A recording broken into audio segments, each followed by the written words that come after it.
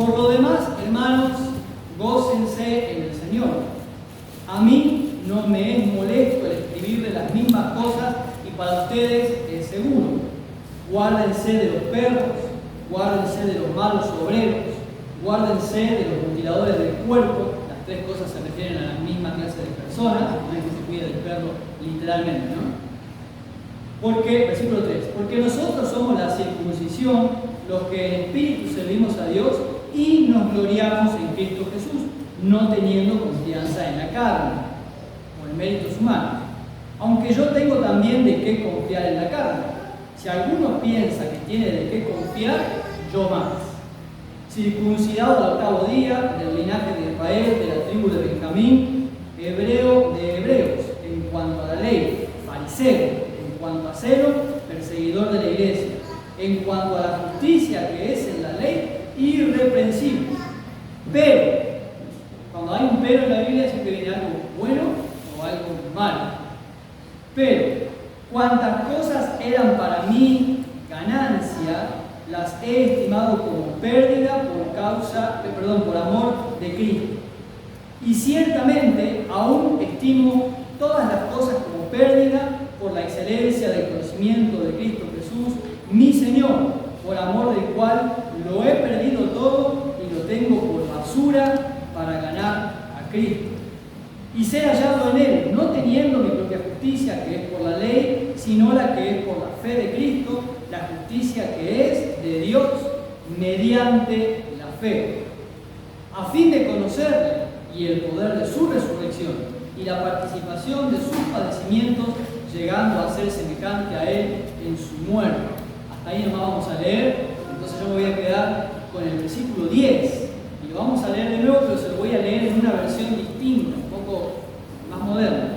Lo he perdido todo a fin de conocer a Cristo, experimentar el poder que se manifestó en su resurrección, participar en sus sufrimientos y llegar a ser semejante a Él en su muerte.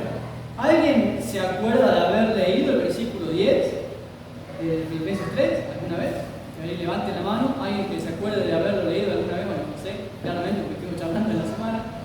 Bien, es un versículo bien conocido y es típico del apóstol Pablo que nos encontremos en sus cartas con versículos como este, donde a simple vista está un poco enredado, sobre todo porque la traducción siempre es difícil, pero porque Pablo tiene una manera de escribir sus cartas en la que él suele acumular conceptos para reforzar una idea. Y este es uno de esos casos. Y ya vamos a ver qué es lo que está queriendo decir. Vamos a partir por la mitad, me voy a quedar con la primera mitad porque la segunda ameritaría otro mensaje o más tiempo de este, no dispongo de más tiempo hoy. Pero antes de que podamos leer esa primera parte del versículo 10, yo quisiera que notemos cómo es que llegamos hasta este versículo. Leyendo del versículo 1, claro, pero cómo llega la iglesia de Filipenses, o de los filipenses, a este versículo. Creo que ustedes saben que Filipenses es una carta que se conoce como... ¿Cómo se conoce la carta de los Filipenses? No, la carta de los Filipenses, ¿cómo se la conoce? Bueno, hoy es un día que faltó la siesta. Filipenses es conocida la carta del gozo. ¿Por qué? Porque ese es el tema principal de la epístola. De hecho, en 4 capítulos, es una epístola muy corta, y en 4 capítulos aparece 16 veces la palabra gozo. El apóstol Pablo, el Señor, a través del apóstol Pablo, está realmente interesado en que esta iglesia de Filipo sepa lo que es el gozo de Dios y experimente el gozo de Dios. Es el tema principal de la carta, pero no es la experiencia de la iglesia de Filipo. Claro, si el apóstol Pablo, repito, si el Señor, a través del apóstol Pablo, está pidiendo a su iglesia que entienda el gozo de Cristo, es justamente porque la iglesia no está experimentando el gozo de Cristo. Estamos leyendo una carta escrita a creyentes, una epístola, escrita a creyentes que no viven su salvación con gozo. Ellos no están emocionados por ser cristianos, en el sentido, entiéndase la palabra, ¿no? No están apasionados por la salvación que han recibido del Señor. No están ni experimentando ni reflejando tampoco para otros, por supuesto, porque si no pasa lo primero tampoco puede ocurrir lo segundo, el brillo de la salvación del Señor, de haber encontrado a Cristo resucitado, glorificado, esto que acabamos de leer, el poder de la resurrección, que ya vamos a ver de qué se trata. En ellos no está siendo algo literal, algo real, algo palpable. Parece que estas noticias le llegan al apóstol Pablo, él los conoce ya porque es una iglesia que él fundó, y entonces les escribe esta epístola alentando a los creyentes de Filipo, que ha sido Corinto, a que puedan vivir en el gozo de la salvación del Señor. ¿Por qué los filipenses no están gozosos? Varias razones. Hay algo de evidencia interna, otro tanto de evidencia externa. O sea, hay cosas que la Biblia dice y otras que se saben por otros escritos, pero no es muy distinto a lo que nos ocurre a nosotros, la verdad. Por un lado, los filipenses están enfrentando la oposición de la sociedad, de aquellos que no aceptan el cristianismo y no son pasivos al respecto, sino que son hostiles, son enemigos. Yo me imagino, porque los mismos padecimientos se repiten en los creyentes de todo el mundo, dice el apóstol Pedro, me imagino que aquí entre los filipenses habría alguna esposa cuyo esposo no acepta que ella se haya convertido al cristianismo, y esa relación en su matrimonio le está haciendo una carga. Cada vez que ella vuelve a su casa encuentra reclamos, encuentra mal humor, quizás golpes o palabras violentas, y eso está afectando el gozo con el que vive su salvación. O porque algunos de ellos están teniendo problemas en su trabajo a causa de su fe, porque se están presionando para que elijan entre el trabajo o Cristo, o la familia o Cristo, o hijos que no son entendidos por sus padres o apoyados por sus padres, porque han decidido seguir el camino del Señor, pero sus padres son adoradores de Apolo o de Dionisio, y entonces hay una crisis ahí, no los apoyan, y eso genera toda clase de dificultades de las que nosotros leemos muchas veces en la Biblia: oposición por medio del Estado, por medio del gobierno, por medio de los judíos, contras, y eso se hace muy difícil. Los filipenses están sintiendo que la vida cristiana es demasiado cuesta arriba, están dudando si valdrá la pena, y los está apagando. Y a eso se le suma, como suele pasar históricamente en la iglesia del Señor, las luchas internas también, porque sería maravilloso si estas mismas personas volvieran o vinieran a la congregación de la que son parte. Acuérdense que en aquella época no había denominaciones, entonces que la iglesia era una en Filipo, distribuida en pequeñas congregaciones locales, y qué bueno sería que después de tanta oposición en el mundo, vinieran a la comunidad de los creyentes y encontraran entre los creyentes atención, afecto, contención, unidad, amor, edificación mutua. Más no ocurre así. Llegan a la iglesia y se encuentran más divisiones, más peleas, más doctrinas raras, mucha confusión, algunos maestros que critican a Pablo y a Juan, que también era conocido de los filipenses, o Pedro también, que era muy reconocido entre los apóstoles, aunque no tenemos registro de que haya llegado acá. Y hay doctrinas raras. Cuando leímos recién de que se creen de los perros, ya habíamos hablado de esto en algún mensaje anterior. Se está refiriendo a los partidarios de la circuncisión, que le decían a estos creyentes de Filipo: tu fe en Cristo no alcanza, no es suficiente, además tenés que circuncidarte y guardar todas las ordenanzas de la ley de Moisés. Tenés que abstenerte de comer chancho, sangre, guardar el sábado, cumplir mínimo con los 10 mandamientos. Son solo el decálogo inicial, en realidad después hay 1700 entre mandamientos, ordenanzas y relaciones. Tenés que seguir sacrificando animales y un montón de cosas más. No alcanza tu fe en Cristo. Mucha confusión, muchas ideas raras. Esto está generando dificultades entre ellos. Ustedes siguen leyendo la carta en el capítulo 4, versículo 2.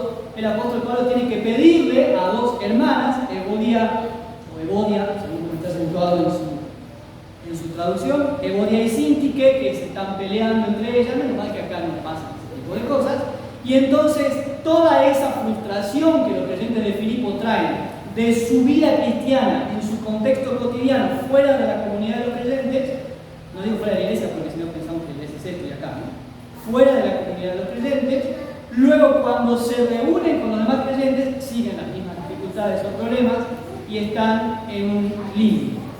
Y eso los está golpeando duro en su vida cristiana, en su fe.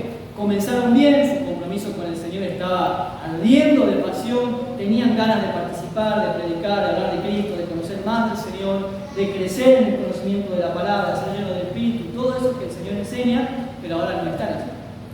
Están medio opacos, se han apagado. Y esa es la razón, es el contexto en el cual el Señor le dice a los filipenses lo que leímos recién, desde el versículo 1. Por lo demás, además de todo lo que les dije, quiero decirles, quiero alentarles, alégrense en el Señor. Y empieza el apóstol Pablo a desarrollar su discurso, su argumento. A mí no me es molestia recordárselos y a ustedes no les viene mal que se los recuerde. Alégrense en el Señor, vivan con gozo su salvación. Si ustedes siguen presionados por el deber de la ley, nunca van a poder experimentar la salvación con el gozo que amerita. De eso tengo mi testimonio personal al respecto. Pero entonces es ahí cuando llegamos al versículo 10 de este capítulo 3. El apóstol Pablo le dice, miren, esto me pasó a mí también, yo estaba como ustedes. ¿Vieron que están estos maestros partidarios de la circuncisión, los judaizantes, que se jactan de cumplir con la ley? Bueno, yo tengo mucho más que jactarme que ellos. ¿Por qué? Y ahí saca chapa el apóstol Pablo, circuncidado al 8º día, de la tribu de Benjamín, fariseo de fariseos, bla, bla, bla. Pero me di cuenta que eso no tiene nada de valor cuando lo comparo con la excelencia de conocer a Cristo. Y acá estamos entonces en el punto. Vamos a partir del versículo 10 por la mitad y nos vamos a quedar con la sentencia que en el idioma original nos lleva comas, a fin de conocerle y el poder de su resurrección. La traducción literal sería a fin o, en pos de conocer a Cristo y el poder de la resurrección de Cristo. La palabra que se tradujo como conocer, ¿qué creen ustedes que significa? Conocer, muy bien. Y en realidad es una palabra muy familiar para nosotros, pero sobre la que hay que detenerse un poco. En primer lugar, hay dos cosas que quiero decir al respecto de esta palabra. La primera es que está escrita en un tiempo verbal que nosotros no tenemos en nuestro idioma, se llama aoristo en griego, y habla de una tarea que ha culminado, que ya está completa, no hace falta agregarle nada. Así que lo primero que sabemos que el apóstol Pablo tiene en mente es un conocimiento acabado y completo de Cristo. Por lo tanto, ya nos da un indicio de que no se refiere a un conocimiento teórico, porque ese conocimiento no lo tenemos acabado todavía. Entonces, ¿de qué está hablando? La palabra original, en el idioma griego, es una palabra que se traduce como conocer, pero que tiene que ver con una experiencia de primera mano. Es el conocimiento que viene como resultado de la experiencia personal. Se usa, ahora vamos a ver estamos familiarizados con el texto bíblico. Por ejemplo, en Mateo capítulo 1, versículo 25, cuando dice que José no conoció a María, ya que estamos cerquita de Navidad, ya que José está tapado por la sandía, pero ahí está. Cuando dice que José no conoció a María hasta después del nacimiento de Jesús. ¿Qué significa eso? ¿Que José no sabía quién era María? ¿Que no sabía cuál era la cara? ¿Que se la cruzaba por la calle y no la saludaba porque no la había conocido todavía? ¿A qué se refiere? Ustedes que han leído varias veces. Exactamente, muy bien. Que no había tenido intimidad con ella. ¿Y qué palabra se traduce ahí como conocer? Esta misma. Así que fíjense cuál es la idea de conocimiento que el apóstol Pablo tiene en mente. Un conocimiento íntimo, profundo, de una relación, de una experiencia personal. También lo dice al revés, cuando en Lucas 1:34 dice que el ángel Gabriel le anuncia a María, y María dice, ¿cómo será posible si yo no he conocido hombre? No significa que María vivía en un convento lleno de mujeres y que nunca había visto un hombre, sino que no conocía íntimamente a un hombre. Como hay niños, yo sé que los demás me están entendiendo, ¿no? Desde los 13 para arriba me están entendiendo. Entonces, el apóstol Pablo tiene esta idea. Esta palabra la usa a propósito porque lo que el apóstol, el Señor, el Espíritu Santo, a través de Pablo, está tratando de enfatizar en los filipenses es el conocimiento íntimo, profundo, personal. No tiene que ver con el conocimiento teórico de saber quién es Jesús o lo que hizo, sino la experiencia de eso que hizo en la cruz y ahora actúa en mí. Por eso, le dije que es una sola sentencia en el idioma original, son palabras que el apóstol Pablo acumula para reforzar una idea, a fin de conocer a Cristo y a fin de conocer de la misma manera, tener experiencia personal e íntima del poder de la resurrección de Cristo. Pablo está ligando las dos cosas. El poder de la resurrección que, según Édico, dice, lo que significa, o lo que significa para Pablo, por lo menos en este texto, el poder de la resurrección lo descubrimos cuando examinamos históricamente, leamos los primeros años de la iglesia cristiana, cuál era la predicación apostólica. La resurrección de Cristo era un tema principal, o sea, era el tema principal. Después, a los pocos años, se sumó, casi a la misma altura, digamos, el regreso de Cristo. Nosotros no predicamos mucho acerca del regreso de Cristo, pero va ligado siempre con su resurrección.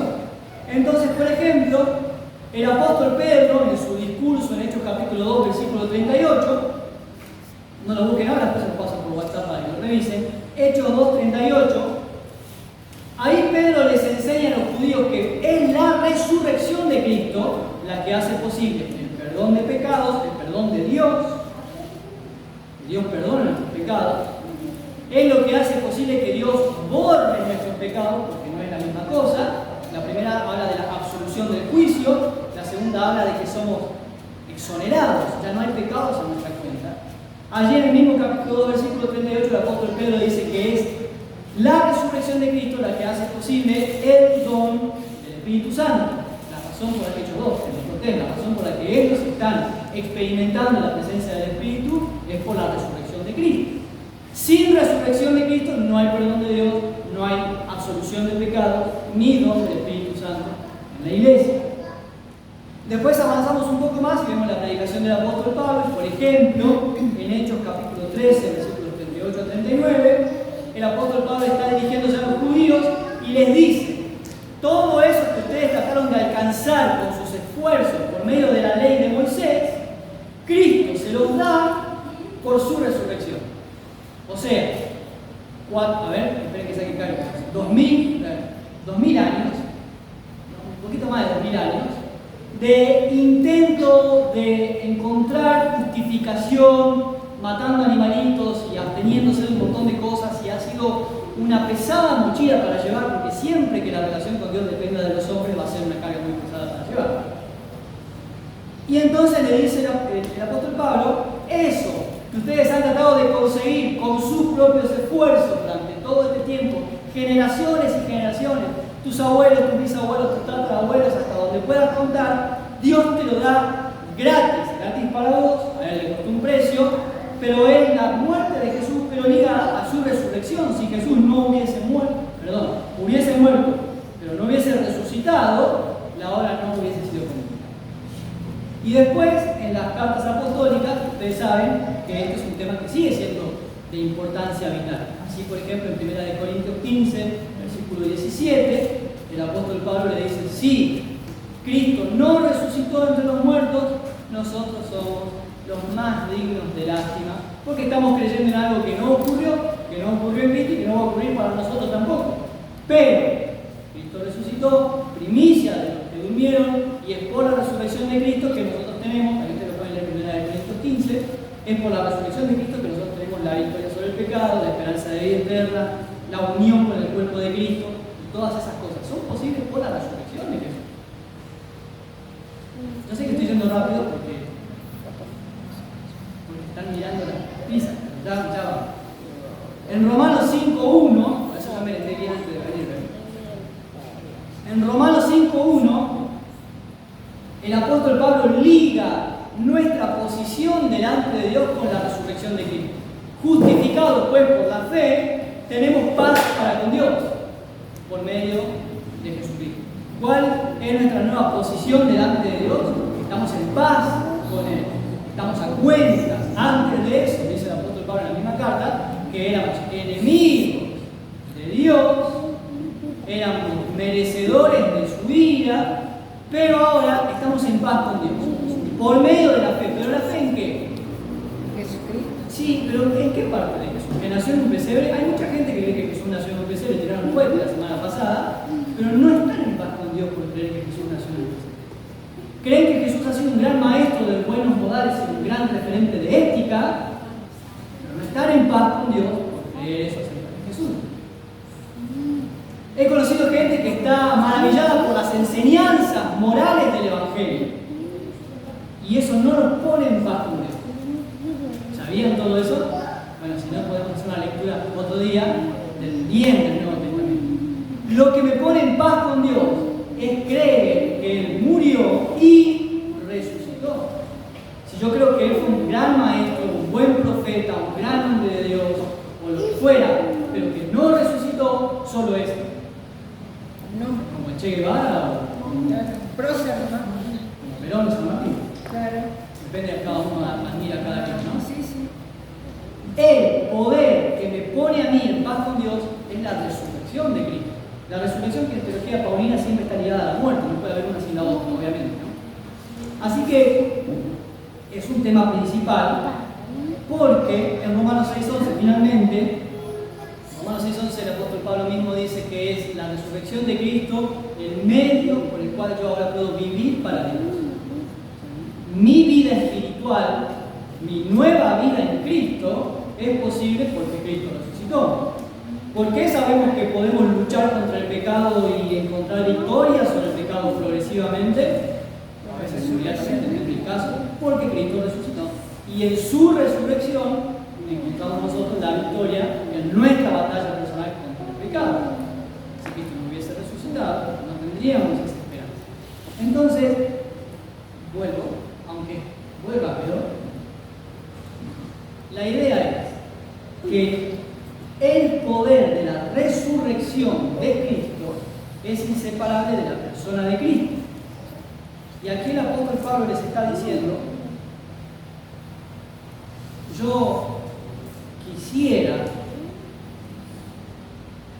conocerle, o que ustedes lleguen a conocerle de esta manera. Por eso habla de un conocimiento acabado. No está hablando de ese conocimiento teórico que hay.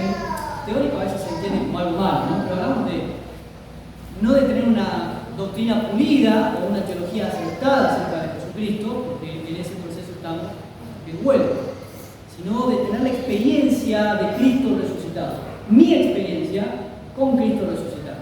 Le pregunto, no me tienen que responder: ¿ya tuviste tu experiencia con Cristo resucitado? Porque eso es fundamental. Ninguna de las cosas que acabamos de leer en los pasajes anteriores es posible si no tuviste la experiencia de la resurrección. La de Cristo, la tuya. Es la pregunta, tal vez la pregunta más importante que puedas hacer al final del 2021. Seguro la más importante de tu vida. Entonces les dije recién que en el idioma original es una sola oración, una sola sentencia. Conocer a Cristo, tener la experiencia de Cristo y del poder de la resurrección de Cristo.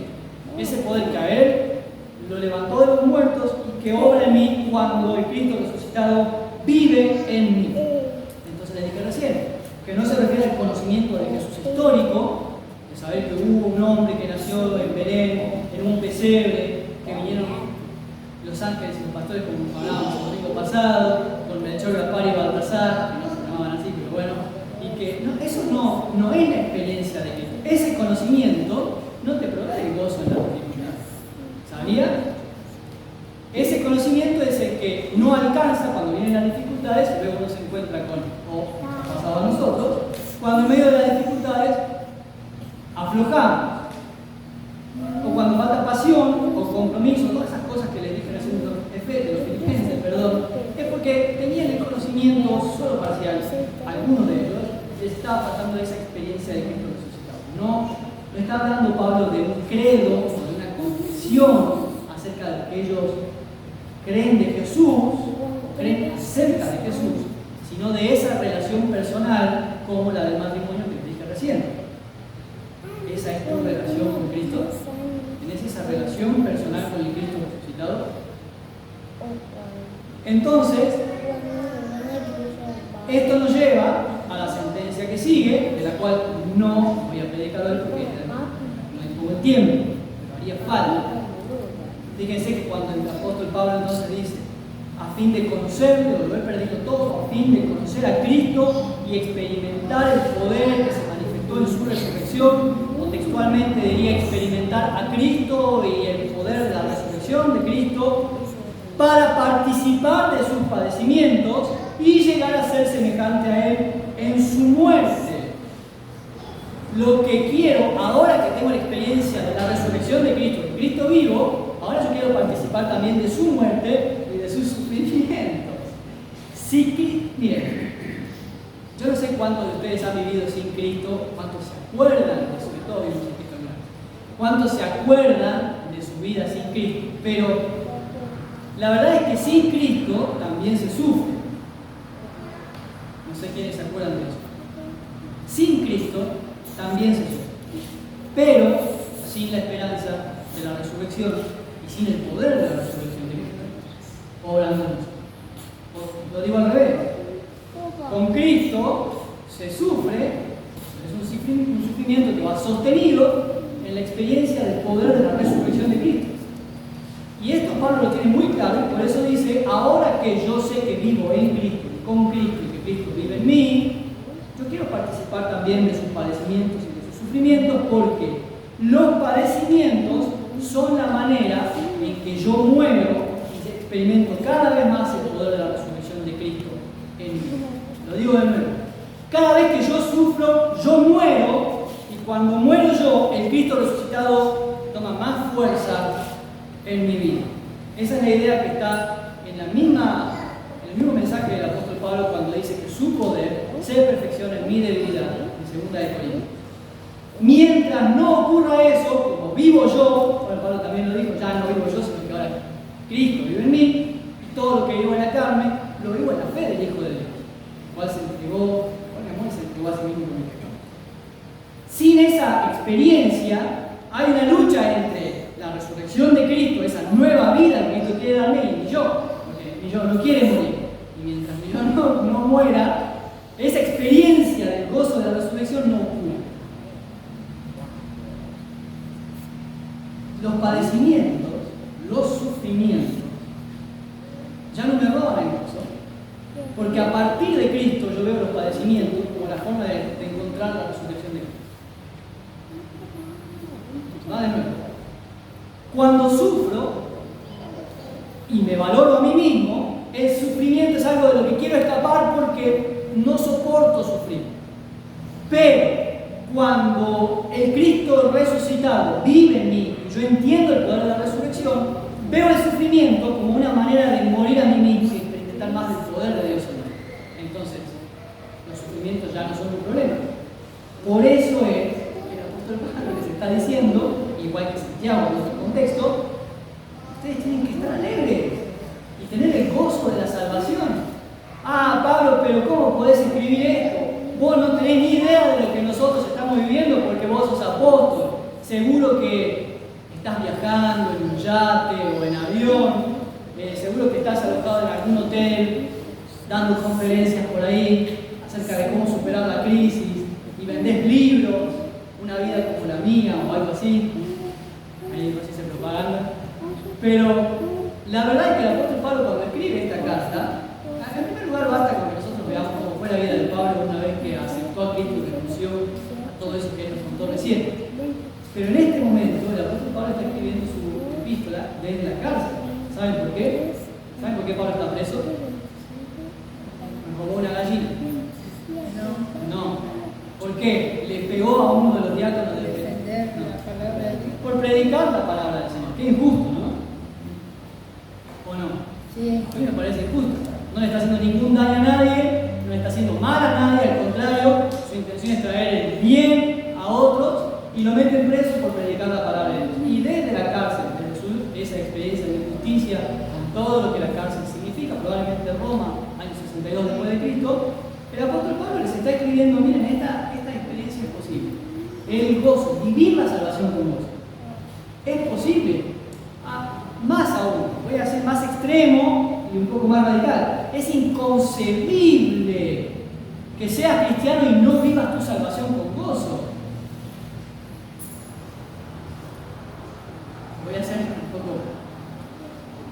Si no estás experimentando el gozo de la resurrección de Cristo, probablemente no seas cristiano. ¿Cómo es posible que Cristo, con toda su plenitud, habite en vos y no tengas el gozo de la salvación? ¿Alguien me lo podría explicar? ¿Cómo es Cristo en toda su plenitud habita en mí y ustedes no me vean vivir con gozo mi salvación. Es raro, ¿no? Acá entonces hay una pregunta importante. ¿De dónde sale todo? El apóstol Pablo ya se lo dijo, ya se lo contó, versículos 7 y 8. Todo eso que para mí era ganancia, ahora entiendo que era una pérdida porque me estorbaba el conocimiento de Dios. Eso es lo que está diciendo. Todo eso que para mí era valioso, en realidad me estaba estorbando, entorpeciendo tener mi experiencia con Cristo. Ahora me doy cuenta que era valioso para mí en mi mente carnal, era valioso para el mundo y sus criterios. En realidad era basura. El conocimiento de Cristo no tiene comparación, no hay precio, no hay gloria como la de conocer, vuelvo e insisto, la experiencia de Cristo resucitado habitando en mí por la persona de su Espíritu Santo. Es extraordinario. Ya lo habíamos dicho en algún estudio de un miembro. Lo que está ocurriendo acá ahora es extraordinario. Nada más que no nos damos cuenta. Entonces, cuando yo me pregunto, o si lo tuviera el apóstol Pablo, podría ser un podcast sobre eso. Si tuviera el apóstol Pablo acá y lo sentara, me pongo a conversar con él y le digo, Pablo, ¿por qué es posible entonces que yo no esté viviendo mi salvación con gozo? ¿Por qué yo no puedo experimentar el poder de la resurrección que me ayude a vivir con plenitud, con fidelidad, con pasión mi vida cristiana, a pesar de las circunstancias que yo he enfrentado? Probablemente el apóstol Pablo me diría, probablemente quizá debería pensar que no han nacido de nuevo. Comencemos por ahí. No se trata de decir la oración de fe, es que tu corazón tiene a Cristo en el centro, gobernando. Bueno, supongamos que le digo que sí, entonces el apóstol Pablo me dirá, lee de nuevo los versículos 7 y 8, pero con un signo de pregunta ahora. O sea, recién leí, todo eso que para mí era ganancia, cuantas cosas eran para mí ganancia, las he estimado como pérdida porque me estorbaban el conocimiento de Cristo. Se lo hago con un signo de pregunta. Todo eso que es ganancia, ¿lo entiendo como pérdida porque me encontré con el conocimiento de Cristo? ¿O sigo valorando las mismas cosas que antes de conocer a Cristo? ¿Ah? Ahí podría estar. Quizás yo no tuve la experiencia de Cristo resucitado todavía. Por eso, sigo viviendo como antes de conocer a Cristo. Mis criterios son como antes de Cristo en mi vida. Mis prioridades siguen siendo como si la resurrección de Cristo fuera un acontecimiento cotidiano. Ahí puede estar la respuesta, versículo 8. Ahí el apóstol Pablo dice, es más, todo lo considero como pérdida, usa una palabra que nuestras traducciones han sido gentiles por nosotros y la suavizaron, pero que en el contexto original se entendieron fuerte. No la voy a decir acá por respeto a todos ustedes, pero es una palabra que algunos han usado en alguna ocasión. Todo eso que era un tesoro es estiércol. Es eso. Es basura. Porque me impedía mi experiencia con Dios. Sea lo que fuera. Mi doctrina, mi tradición, la de mis padres, yo la consideraba muy valiosa, pero estaba impidiendo mi experiencia con Cristo. Mis amistades, qué lindas eran, qué valiosas. Pero me estaban impidiendo mi experiencia con Cristo. Todo eso que yo antes consideraba como ganancia, todo eso que entendía como un tesoro, ahora es basura porque me di cuenta del conocimiento de Cristo. O vuelvo y se lo digo como pregunta. Todo eso que durante el 2022 ha sido mi ganancia, hoy lo veo como pérdida si me entorpece tener la experiencia de Cristo. Soy capaz de verlo, como hemos conversado en alguna oportunidad, ese trabajo, esa oración. Eso, que anhelé, que busqué, que valoré, y que en realidad por ello he sacrificado mi experiencia de caminar con Cristo Jesús. Así que a los filipenses les creo que lástima, necesitamos más tiempo, otro día. A los filipenses les queda leer desde el capítulo 3, 11, que terminaron nosotros en adelante. El apóstol Pablo les hace una confesión, yo no lo he alcanzado, sigo a la meta, pero quiero leer para terminar esta gran expresión del versículo 2. Y con esto terminamos y oramos.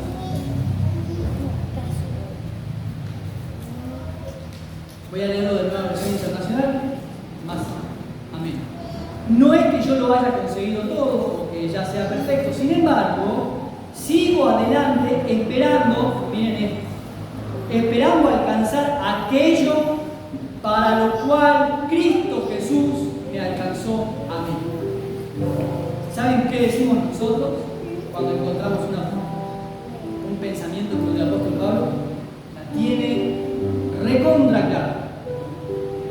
Cristo me alcanzó a mí, y para algo, no porque sí, no porque estaba aburrido en su trono en los cielos, ¿qué puedo hacer? Voy a salvar a la humanidad. Hay un propósito especial, específico, puntual. Cristo me alcanzó para ese propósito, y Pablo dice, ahora a mí me toca vivir deseando alcanzar eso para lo cual Cristo me alcanzó a mí. Por eso tiene gozo, por eso tiene pasión, por eso dice, yo no estoy terminado.